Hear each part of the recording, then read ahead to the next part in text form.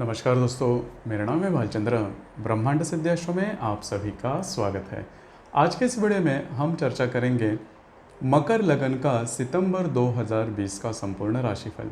कैसे होंगे ग्रह योग, कैसे होंगे ग्रहों के राशांतर और वो आपके राशि पर किस प्रकार से परिणाम करने वाले हैं, कौन से निर्णय आपको लेने हैं, कौन से निर्णय आपको टालने हैं, सभी के बारे में चर्चा इस वीडियो में हम करने वाले हैं।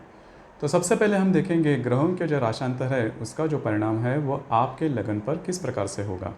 सबसे पहले हम रवि ग्रह के बारे में देखेंगे। तो सूर्य आपके अष्टम भाव में स्वयं के राशि में भ्रमण कर रहा है और दिनांक 17 तारीख के बाद ये आपके भाग्य भाव में भ्रमण करेगा। तो दो तीन बातें हैं उसके ऊपर थोड़ा सा ध्यान रखना आवश्यक है।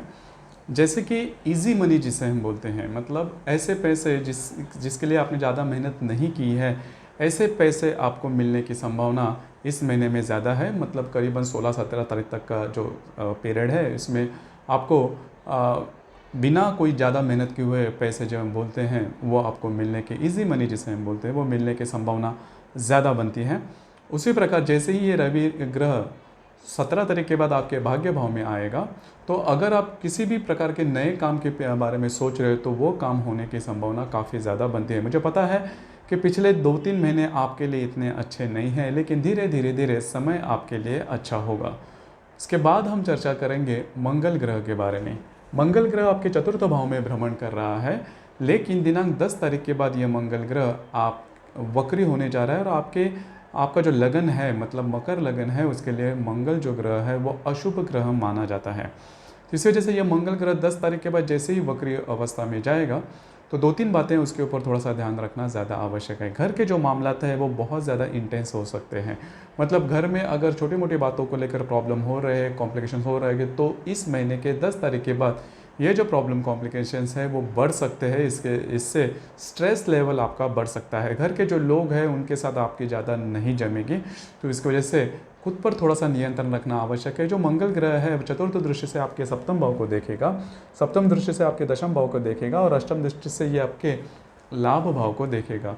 तो चतुर्थ दृष्टि से आपके सप्तम भाव को देखने की वजह से आपके जो वैवाहिक जोड़ीदार हैं उनके साथ भी छोटी मोटी बातों को लेकर तकरार वगैरह हो सकती है। खास करके पूर्णिमा और अमावस के दिन ये जो बात मैं कह रहा हूँ आपके जो वैवाहिक जोड़ीदार उनके साथ, तो वो जो बातें हैं, वो जो तकरारें हैं, वो ज़्यादा तौर पर ज़्यादा आपको उसका अनुभव आ सकता है। तो ध्यान रखना ज़्यादा आवश्यक है। उसी प्रकार यह जो मंगल ग्रह है वो सप्तम दृष्टि से आपके दशम भाव को देख रहा है। तो जहाँ पर आप काम करते हो, नौकरी करते हो या फिर व्यवसाय करते हो, वहाँ पर की जो परिस्थितियाँ होगी वो काफ़ी अलग थलग हो सकती है।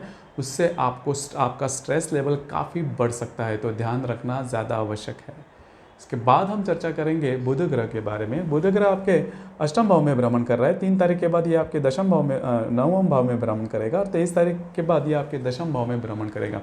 तो 3 तारीख से लेकर 23 तारीख तक का बड़ा जो कालावधि है, इसमें ये जो बुध ग्रह है वो आपके भाग्य भाव में भ्रमण करेगा और भाग्य भाव का जो स्वामी भी है वो भी बुध है। इसी वजह से बुध का ये जो भ्रमण है सितंबर महीने में आपके लिए बहुत ही ज़्यादा शुभ फलदायी होगा। हालांकि एक दो ऐसी ग्रह स्थिति है जो आपके लिए काफ़ी ज़्यादा शुभ फलदायी है। उसमें ये बुध ग्रह की जो परिस्थिति है, मतलब या ये जो राशि भ्रमण कर रहा है, क्योंकि भाग्येश भाग्य में स्वयं के राशि में होगा, तो जो भी आप काम करोगे उसमें नसीब का जो साथ बोलते हैं, लक फैक्टर जिसे हम बोलते हैं, वो आपको अच्छी तरीके से मिलेगा। भाग्य का साथ आपको काफ़ी अच्छे तरीके से मिलेगा। जैसे मैंने पहले भी कहा कि पिछले 3-4 महीने में आपकी जो कुंडली है या फिर आपका जो लगन की जो कुंडली है वो इतनी अच्छी नहीं चल रही है, लेकिन ये जो बुध ग्रह है ये जो सभी बातें हैं वो संभाल कर लेगा। हालांकि 2-3 ग्रह आपके विरोध में भी चल रहे हैं, लेकिन बुध जो कि भाग्येश है आपका, वो स्वयं के राशि में भाग्य में भ्रमण कर रहा है, जिसकी वजह से आपके लिए जो बातें हैं काफ़ी ज़्यादा महत्वपूर्ण साबित हो सकती है, या फिर आपके लिए शुभ फलदायी बुध का जो भ्रमण है वो भी साबित होगा। इसके बाद हम चर्चा करेंगे गुरु ग्रह के बारे में। गुरु जो ग्रह है आपके व्यय भाव में है और दिनांक 13 तारीख के बाद यह मार्गस्थ होने जा रहा है। ये भी आपके लिए वैसे देखी जाए तो अच्छी खबर है, क्योंकि पिछले करीबन 3-4 महीने से ये गुरु ग्रह आपके वक्री चल रहा है। आपने देखा होगा कि पैसे के मामले में भी दिक्कतें आ रही थी, पैसे नहीं आपको जम रहे थे या फिर पैसे के नए स्रोत भी नहीं मिल रहे थे। जहाँ पर भी आपने लोन लिया था, पैसे लिए थे, उधार लिए थे, कर्जे से लिए थे, वो भी आप चुका नहीं पा रहे थे। लेकिन जैसे ये गुरु ग्रह 13 तारीख के बाद वक्री हो जाएगा, तो 13 तारीख को नहीं लेकिन 16-17 तारीख तक इसके जो परिणाम हैं वो आपको मिलना शुरू हो जाएंगे। मतलब पैसों को लेकर जो भी चिंता आपके मन में थी वो कई मायने में नॉर्मल होते हुए नजर आएगा। मैं ये नहीं कहूँगा कि पूरी तरह से आप उससे बाहर निकलोगे, लेकिन कई मायनों में जो स्ट्रेस है वो कई मायनों में कम होता हुआ नजर आएगा। उसी प्रकार ये जो गुरु ग्रह है वो पंचम दृष्टि से आपके चतुर्थ भाव को देख रहा है, सप्तम दृष्टि से आपके षष्ठ भाव को देख रहा है, और नवम दृष्टि से ये आपके अष्टम भाव को देख रहा है। तो 2-3 बातें हैं, जैसे कि मैंने मंगल ग्रह के बारे में आपको कहा था कि घर के जो लोग हैं उनके साथ आपकी तकरार हो सकती है, तकरार ज़्यादा बढ़ सकती है। लेकिन ये जो मार्गस्थ गुरु है उसकी पंचम दृष्टि भी आपके चतुर्थ स्थान पर आ रही है, इसी वजह से ये जो प्रॉब्लम ज़्यादा नहीं बढ़ेगी। मतलब आपके घर के लोग होंगे उनके साथ जो भी प्रॉब्लम कॉम्प्लिकेशन या फिर घर के मामला जो भी बढ़ेंगे वो एक्सट्रीम लेवल तक नहीं जाएंगे, क्योंकि जो मार्गस्थ होने वाला जो गुरु है वो उसे संभाल लेगा। इसके बाद हम चर्चा करेंगे शुक्र ग्रह के बारे में। शुक्र ग्रह आपके सप्तम भाव में है और दिनांक 29 तारीख के बाद ये आपके अष्टम भाव में भ्रमण करेगा। तो महीने का बहुत बड़ा कालावधि ये आपके सप्तम भाव में भ्रमण करेगा और आपके लगन के लिए, मतलब मकर लगन के लिए यह जो शुक्र है वो राजयोग कारक माना जाता है। और यह महत्वपूर्ण जो राजयोग कारक है आपके महत्वपूर्ण स्थान मतलब सप्तम स्थान में भ्रमण करेगा, जो कि आपके लिए काफ़ी ज़्यादा महत्वपूर्ण बात होगी। जैसे मैंने बुध ग्रह के बारे में भी कहा कि भाग्य स्थान में भ्रमण करेगा, वो अच्छी बात होगी। और ये जो शुक्र है वो भी आपके सप्तम भाव में भ्रमण करेगा, जिसकी वजह से पैसे के मामला में, जैसे मैंने कहा कि गुरु ग्रह के बारे में या फिर मंगल ग्रह के बारे में, तो पैसे के मामले में जो भी मामला आपके लिए वो बहुत ज़्यादा स्ट्रेसफुल हो रहे हैं, तो ये जो शुक्र आपके सप्तम भाव में भ्रमण करेगा पूरे महीने में, तो वो आपके लिए काफ़ी मददगार साबित होगा। पैसे के बारे में बड़ी ऐसी कोई दिक्कत आपको नहीं आएगी। जो मकर राशि के व्यक्ति जॉबलेस है उनको जॉब लगने की संभावना काफ़ी ज़्यादा बनती है। और दूसरी सबसे महत्वपूर्ण बात, अगर आपका विवाह हुआ है तो आपके जो वैवाहिक जोड़ीदार होंगे उनके साथ आपकी जो हारमोनी है वो काफ़ी अच्छी देखी जाएगी। इसके बाद हम चर्चा करेंगे शनि ग्रह के बारे में। शनि ग्रह आप ही के राशि में भ्रमण कर रहा है, जिसकी वजह से थोड़ा स्ट्रेस भी आप फील कर रहे हो। तो करीबन यह जो शनि ग्रह है वह भी 29 तारीख के बाद मार्गस्थ होने जा रहा है, लेकिन 29 तारीख तक तो पूरा महीना ही ये आपके राशि में भ्रमण करेगा, लेकिन वो वक्री अवस्था में होगा, जिसकी वजह से वो पूरी तरह से अपने जो शुभ परिणाम है वो नहीं देगा। लेकिन आपको आशा रखने में कोई दिक्कत नहीं है कि 29 तारीख के बाद यह जो शनि ग्रह आपके राशि के लिए बहुत ज़्यादा महत्वपूर्ण है वो मार्गस्थ होने जा रहा है। तो जो स्ट्रेस लेवल है, मुझे पता है कि बहुत ज़्यादा स्ट्रेस में आप चल रहे हो। ये जो पूरा साल है अभी तक बहुत ज़्यादा स्ट्रेसफुल हो चुका है। आपने जो भी डिसीज़न लिए हैं वो गलत होते हुए नज़र आ रहे हैं, उसमें किसी भी प्रकार की सहायता आपको नहीं मिल रही है। तो जैसे कि जो गुरु ग्रह आपके व्यय भाव में है वो भी मार्गस्थ होने जा रहा है, जो शनि ग्रह है वो 29 तारीख के बाद ये भी मार्गस्थ होने जा रहा है। तो धीरे धीरे आपकी जो कुंडली है वो नॉर्मल हो जाएगी, जो स्ट्रेस लेवल है वो कई महीनों में कम होते हुए नजर आएगा।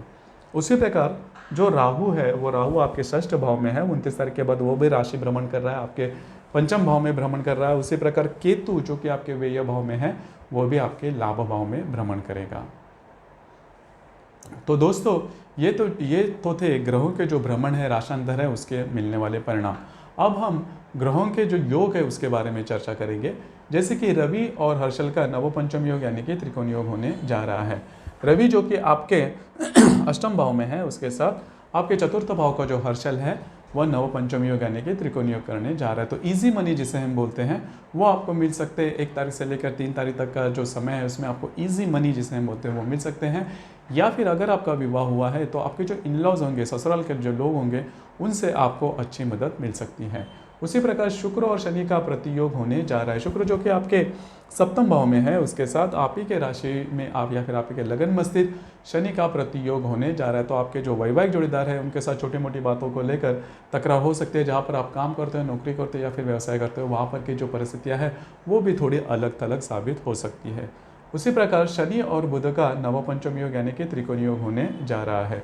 शनि जो कि आप ही के लगन में भ्रमण कर रहा है, उसके साथ आपके भाग्य भाव में स्थित बुध का नवपंचम योग यानी कि त्रिकोण योग होने जा रहा है। ये जो ग्रह योग है आपके लिए बहुत ही ज़्यादा महत्वपूर्ण और शुभ फलदायी होगा। 2, 3, 4 ये जो 3-4 दिन है, इसमें जो भी आप काम करोगे उसमें आपको सफलता मिलेगी। अगर कोई दिक्कतें आ रही है, अगर कोई प्रॉब्लम आ रही है, उससे नई कुछ आइडियाज़ वगैरह आ सकते हैं।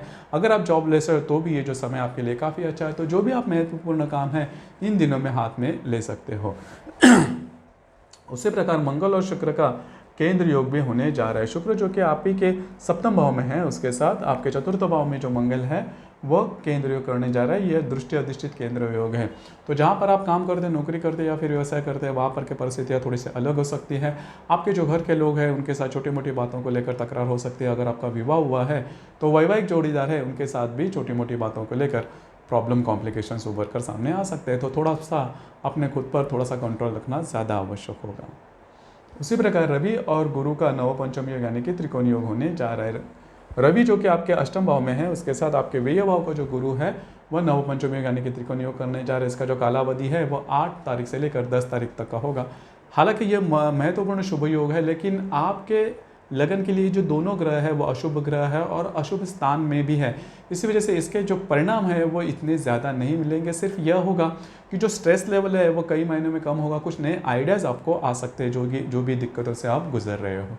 उसी प्रकार रवि और नेपचून का प्रतियोग भी होने जा रहा है। रवि जो कि आपके अष्टम भाव में है, उसके साथ आपके द्वितीय भाव का जो नेपचून है वो प्रतियोग करने जा रहा है। इसका जो कालावधि है 9, 10, 11 और 12 तारीख तक का होगा। इस कालावधि में सेहत के ऊपर ध्यान रखना ज़्यादा आवश्यक है। सेहत के बारे में छोटी मोटी बातें उभर कर सामने आ सकती है। उसी प्रकार बुध और शनि का केंद्र योग होने जा रहा है।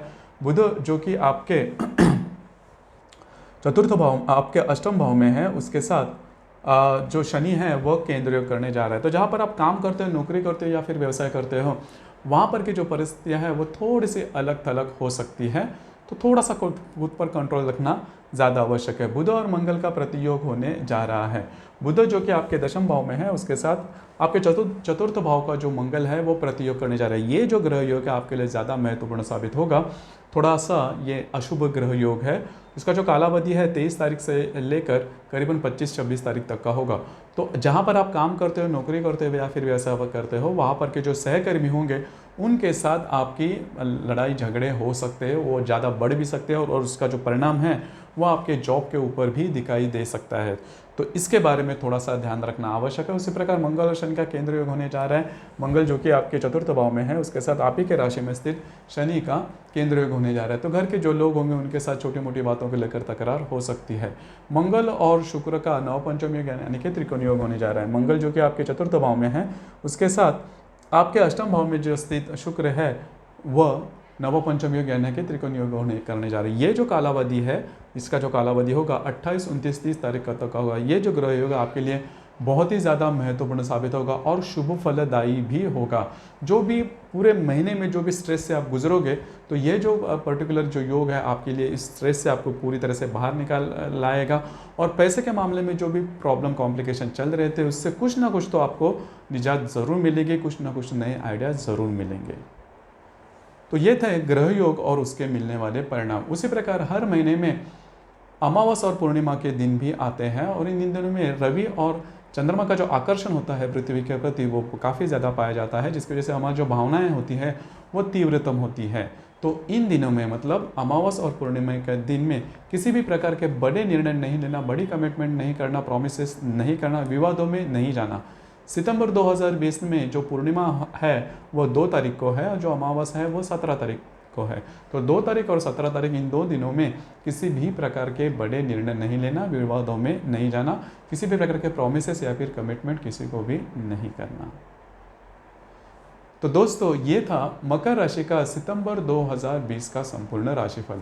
आपको ये राशिफल कैसे लगा, आपने किस तरह से अनुभव किया, इसके बारे में नीचे कमेंट बॉक्स में ज़रूर कमेंट करना। और अपना जो चैनल है ब्रह्मांड सिद्धि एस्ट्रो, इसे भी लाइक, शेयर और सब्सक्राइब ज़रूर करना। धन्यवाद।